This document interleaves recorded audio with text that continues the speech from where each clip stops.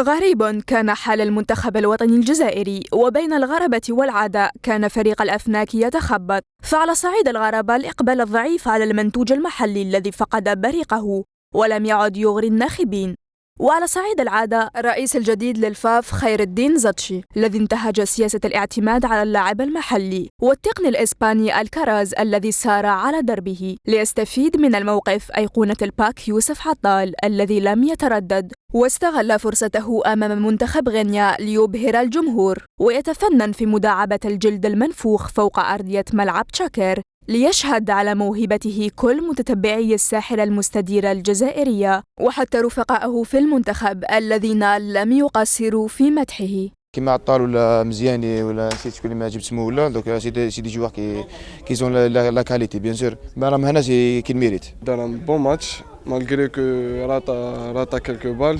عطال لم تكن مأموريته سهلة ومر بفترات لا يحسد عليها. أنا تما في جياسكا ما كانوش عندي بزاف لي مواي، بعيد شوية على السطاد وكي هضرت مع شباب القبائل ما داروليش لي مواي.